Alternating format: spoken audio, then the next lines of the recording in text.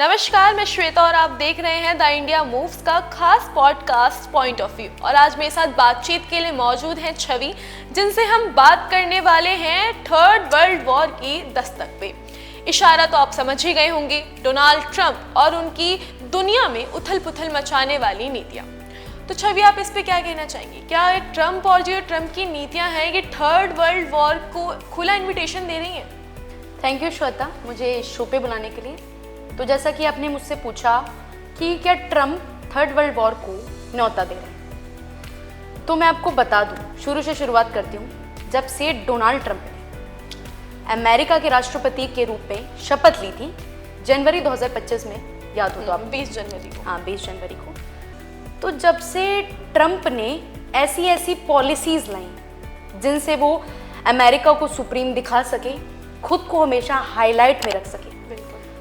तो सबसे पहले हम बात करेंगे 2025 में टैरिफ ट्रेड, ये वर्ड सबसे ज्यादा चर्चित में रहा। इससे पहले ट्रंप ने तो खुद कहा भी है कि टैरिफ उनका तीसरा सबसे ज्यादा पसंदीदा शब्द भी है।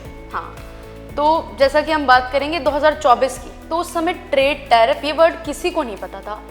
अब हर किसी को 2025 में सबने ट्रेड टैरिफ सब समझ लिया कि होता क्या है। ये सिर्फ हुआ है डोनाल्ड ट्रंप की पॉलिसीज की वजह से।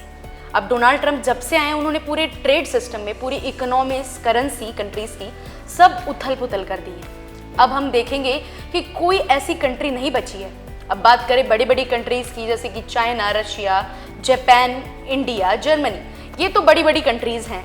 ये ट्रेड को समझ चुकी हैं, इससे कैसे डील करना है ये सब जानती है। लेकिन जो छोटी मोटी कंट्रीज हैं, मान लेते हैं अफ्रीकाज की कंट्री जैसे हो गई जिम्बाब्वे, साउथ अफ्रीका, और इधर हम ले लेते हैं मैक्सिको, अर्जेंटीना, ये कंट्रीज हैं, इनके ऊपर बहुत ज़्यादा दबाव बन गया है। इनको पता ही नहीं है कि ट्रेड टैरिफ से कैसे बाहर निकले। तो श्वेता, मैं आपको बताऊंगी, ट्रंप की जितनी भी पॉलिसीज हैं, अभी हम बात करें हालिया उसकी गतिविधियों की, ट्रंप की गतिविधियों के बारे में, जो भी 2025 के एंडिंग में उन्होंने क्या क्या किया है, क्या क्या चल रहा है दुनिया में, हम सबको ही खबर है इस बारे में। सबसे पहले स्टार्ट करेंगे वेनेजुएला से। अभी हमने देखा कि कैसे डोनाल्ड ट्रंप ने वेनेजुएला के राष्ट्रपति मादुरो को गिरफ्तार कर अपने यूएस कोर्ट में भेज दिया। और उनपे क्या ये जो तरीका था किसी एक देश के प्रधानमंत्री को उनके घर से उठवा लेना, हाँ, उठवा ही लेना, काइंड ऑफ उन्होंने उठवाया ही है। रात के अंधेरे में उनको उनके घर से उठवा लिया गया। तो ये चीज़ कहाँ तक सही है? क्या ऐसा होता है? ऐसा तो हमने कभी नहीं देखा हिस्ट्री में कि जहाँ डेमोक्रेटिक कंट्रीज हैं, जा जाके मतलब दूसरी कंट्रीज के राष्ट्रपति को उठा के ले जा रही है। और आरोप क्या लगा रही हैं कि वेनेजुएला जो है ड्रग तस्करी में इन्वॉल्व था और अमेरिका में सप्लाई हो रही थी ड्रग्स। तो ये तो एक सीधा सीधा उन्होंने आरोप लगा दिया, लेकिन पीछे की कहानी बहुत सिंपल, साधारण है। वेनेजुएला को हम जानते हैं कि वेनेजुएला में कितने रेयर अर्थ मिनरल्स मौजूद हैं, बहुत ज़्यादा रेयर है वो। ना मिडल ईस्ट में किसी कंट्रीज के पास भी नहीं होंगे जो मिनरल्स वेनेजुएला के पास है। और जोग्राफिकली हम देखें, वेनेजुएला अमेरिका के बहुत ज़्यादा करीब है, तो अमेरिका के लिए बहुत ज़्यादा आसान हो जाता है वेनेजुएला जैसी कंट्री पे अटैक करने का, उस पर कब्जा जमाने का। और अभी हमने थोड़े दिन पहले ही देखा कि ट्रंप ने एक एडिटेड पोस्ट डाली थी अपने अकाउंट, सोशल मीडिया अकाउंट पे, सोशल मीडिया अकाउंट पे, जिसपे उन्होंने मेंशन किया था कि Donald Trump is the acting president of Venezuela. तो ये कितनी मजाकिया लगती है कि ऐसी ट्रंप की को हाईलाइट में, हाँ, रखना। ट्रंप चाहते क्या? ठीक वेनेजुएला के बाद उन्होंने ग्रीनलैंड को देकर भी अपनी टिप्पणी कर दी थी। हाँ, अभी ग्रीनलैंड वाला मुद्दा बहुत ज़्यादा चल रहा है। थोड़े दिन पहले ट्रंप ने बोला कि ग्रीनलैंड को मैं खरीदना चाहता हूँ, ग्रीनलैंड मेरा है, मैं उसको कब्जाना चाहता हूँ। तो ग्रीनलैंड हम देखते हैं उसकी आबादी 50 से 60 हज़ार लोग। उन्होंने ये प्रॉमिस किया था कि वो वहाँ के हर एक नागरिक को $10,000 तक देंगे। ये $10,000 दे देंगे, लेकिन मेंटालिटी है क्या, आप हमारे दर्शकों को बताना चाहेंगे? तो डोनाल्ड ट्रंप कह रहे हैं कि 10,000 देंगे, लेकिन वही ग्रीनलैंड के नागरिक, उनसे तो कुछ पूछ ले, डायरेक्ट हम उनको बोल देंगे आपको $10,000 देंगे, आप अपना देश बेच दो। हाँ, तो ये ऐसे कैसे हो सकता है? उनको अपने देश से भी तो प्यार है। कंट्री की एक सोवरेनिटी होती है, उसकी फ्रीडम होती है, लिबर्टी होती है। तो ग्रीनलैंड एक नाटो का सदस्य है, और जैसा कि ट्रंप ने बोला कि वो ग्रीनलैंड को खरीदना चाहते हैं, उधर कब्जा जमाना चाहते हैं, तो नाटो देश ने इस चीज़ का विरोध किया है क्योंकि एक सदस्य देश का दूसरे सदस्य देश पे जब कोई आके ऐसी चीज़ें करता है तो नाटो की एक है पॉलिसी कि अपने जो भी मेंबर्स कंट्रीज है उसको वो प्रोटेक्ट नाटो को यहाँ स्टैंड लेना चाहिए। वो पूरा स्टैंड ले रहा है, अमेरिका के खिलाफ बोल रहा है। अब देखते हैं कितने हद तक ट्रम्प इस बात से पीछे हटता है। तो ट्रम्प ग्रीनलैंड की जो बात कर रहे हैं उसको लेने की, ये तो 1946 में ही अमेरिका ने बोल दिया था कि उसे ग्रीनलैंड चाहिए। अब ये वापस इसलिए लाइमलाइट में है क्योंकि रशिया और जो चाइना है वो अपनी गतिविधियां मतलब उसकी ग्रीनलैंड की तरफ हो रहे हैं, वो अपनी सबमरीन ट्रूप्स वगैरह उधर भेज रहे हैं। तो बेसिकली ट्रम्प का ऐसा कहना है कि उनको ग्रीनलैंड इसलिए चाहिए क्योंकि वो चाइना और रशिया पे नज़र रख सके।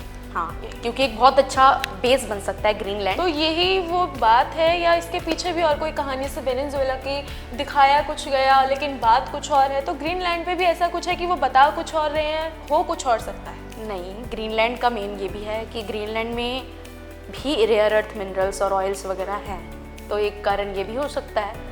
लेकिन ट्रम्प ग्रीनलैंड को एज अ एलाई यूज़ करेगा, जैसा कि हमने देखा था कोल्ड वॉर हुई थी जो यूएसए है और यूएसएसआर जो अभी रशिया कहलाता है। तो उस समय ट्रम्प ने क्यूबा जो एक छोटा सा देश है उसको एलाई बनाया था, उसको यूज़ किया था एज अ बेस यूएसएसआर के लिए, मतलब उस पर अटैक करने के लिए। तो सिमिलरली इधर भी यही होता है कि अमेरिका ग्रीनलैंड को एज अ बेस देख रहा है, मिलिट्री बेस देख रहा है, जहाँ से वो रशिया और चाइना की जो जितनी भी उसकी गतिविधियाँ हैं उन पर नज़र रख सके और उसको कमज़ोर करने के लिए जितनी भी एक्टिविटीज़ करेगा अमेरिका वो ग्रीनलैंड को यूज़ करके कर सकता है।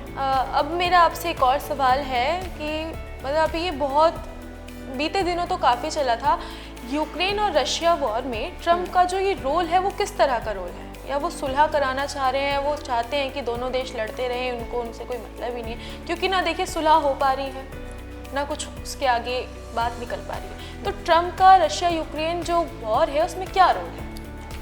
तो यूक्रेन में नाटो का सदस्य है, तो अमेरिका चाहता है, वो अपने नाटो मेंबर्स को प्रोटेक्ट करना चाहता है। तो कहीं हद तक नाटो और अमेरिका ने यूक्रेन को सपोर्ट किया है, उसकी मिलिट्री से लेकर सब चीज़ तक। लेकिन कहीं ना कहीं वो रशिया और यूक्रेन को भी 3 से 4 साल हो गए हैं, ये युद्ध रुक ही नहीं रहा है। रशिया की डिमांड अलग है, यूक्रेन अपनी सोवरेनिटी नहीं खोना चाहता। तो इसमें जो डोनाल्ड ट्रंप है वो कह रहे हैं कि मैं रशिया और यूक्रेन का युद्ध भी रुकवा दूंगा, मगर ये संभव जब ही होगा जब यूक्रेन भी खुश है और रशिया भी खुश है, क्योंकि दोनों की जो मांगे हैं बहुत ज़्यादा कॉन्फ्लिक्टेड है। मतलब ये सोचने वाले, कोई अपने देश का हिस्सा एकदम से किसी देश को दे भी नहीं सकता। हाँ, दोनों की मांगे ही ऐसी हैं कि मतलब इस पे बहुत सोच सुलह होना बहुत ज़्यादा के मुश्किल है निकालना। तो मेरे हिसाब से ट्रंप नहीं बनेंगे कभी भी यूक्रेन और रशिया की मध्यस्थता का कारण, क्योंकि यूक्रेन और रशिया खुद वही कारण है जो युद्ध रुकवा सकते हैं। रशिया और यूक्रेन ही करवा सकते हैं मुझे आपसी बातचीत से हाँ। तो हम देख रहे हैं कि 2026 आ चुका है, 2025 से 2026 आ चुका है, लेकिन ट्रेड टैरिफ ये ख़त्म होने का नाम ही नहीं ले रहे। ट्रम्प कह रहा है कि मैं इंडिया पे 500% टैरिफ लगा दूंगा और देशों में सारी ट्रेड व्यवस्था उन्होंने बिगाड़ के रख दी है। 2026 स्टार्टिंग से अभी स्टार्ट ही हुआ है तो भी ट्रेड टैरिफ चल ही रहा है। अब हम सबको जानना है कि ये ट्रेड टैरिफ कब तक बना रहेगा। क्या डोनाल्ड ट्रंप जब तक प्रेसिडेंट रहेंगे यूएसए के तब तक, या ये इस साल ख़त्म हो जाएगा? तो हम आपको बता दें कि 2026 रहे या डोनाल्ड ट्रंप जब तक प्रेसिडेंट है, ट्रेड टैरिफ जब ही रुकेगा जब डोनाल्ड ट्रंप चाहेंगे। और डोनाल्ड ट्रंप चाहते क्या है ये हम सबको किसी को कुछ नहीं पता। क्या वो लाइमलाइट में हाईलाइट में रहना चाहते हैं, अमेरिका को सुप्रीम बनाना चाहते हैं, या और पूरी दुनिया पर कब्जा जमाना चाहते हैं? तो आपने जैसा स्टार्टिंग में पूछा था मुझसे एक क्वेश्चन कि क्या ट्रंप की पॉलिसीज़ थर्ड वर्ल्ड वॉर को मतलब जन्म दे रही है? बिल्कुल। तो उनकी पॉलिसीज़ भले ही बोल्ड और एग्रेसिव है, लोगों को मतलब दूसरी कंट्रीज़ को वो उकसा रहे हैं, लेकिन थर्ड वर्ल्ड वॉर होना बहुत ज़्यादा असंभव है मेरे हिसाब से। अब नए उसमें आ चुके हैं। अब डिजिटल वॉर हो रही है, बायोलॉजिकल वॉर हो रही है, तो जो वॉर्स हैं, जो एक्चुअल वॉर्स हैं, वो होना भी संभावित नहीं है। तो हम तो यही चाहेंगे कि ये ट्रेड टैरिफ वाली चीज़ ही हट जाए। वॉर की बात तो बहुत दूर है, जो उनकी नीतियाँ हैं ये तरह तरह की नीतियाँ, वो आगे क्या करेंगे हम सबको किसी को कुछ नहीं पता है। अब हम उनकी ही गतिविधियों पर। अब मतलब आप देखेंगे चांसेस बहुत कम है, आप कुल मिला के ये कहना चाह रही हैं कि वर्ल्ड वॉर 3 की। हाँ बिल्कुल कम है। और मैं आपको बता दूं कि जो जियो पॉलिटिक्स है, हम देख रहे हैं सिर्फ ट्रम्प ट्रम्प ट्रम्प, किसी भी कंट्री से रिलेटेड ट्रम्प ही आ रहे हैं। हर जगह ट्रम्प कुछ ना कुछ किसी ना किसी कंट्रीज पे कर देते हैं, या किसी ना किसी मतलब वो शांति से बैठ नहीं पा रहे। हाँ, मतलब उन्होंने पूरी व्यवस्था ही ला के रख रखी है। मुझे नहीं पता ये किस वजह से हो रहा है, लेकिन आने वाली जो ये साल हैं ये बहुत ज़्यादा लाइमलाइट होने वाले ट्रम्प की वजह से। थैंक यू छवि। जैसा कि आपने जाना कि छवि का पॉइंट ऑफ व्यू क्या रहा वर्ल्ड वॉर 3 की सिचुएशन पे कि वो हो सकती है नहीं हो सकती है। तो जहाँ तक सवाल है कि वर्ल्ड वॉर 3 होगी या नहीं होगी, ये देखने आगे फ्यूचर की बात है। फिलहाल जो ये ट्रम्प कर रहे हैं, अभी पूरी दुनिया उन पे नज़र गड़ाए बैठी है कि अब ट्रम्प क्या करने वाले हैं। हर देश की रातों की नींद उड़ा के तो वैसे भी बैठ चुके हैं, लेकिन अब उनके नेक्स्ट स्टेप क्या होंगे क्या नहीं होंगे ये हमें आने वाला वक्त बताएगा। फिलहाल के लिए शो को एंड करने का वक्त हो चला है। हम अगले एपिसोड में आपके साथ फिर लौटेंगे ऐसी ही खास डिस्कशन के साथ। फिलहाल के लिए आप देखते रहिए द इंडिया मूव्स, जहां आपको देश दुनिया की तमाम खबरें मिलती रहेंगी।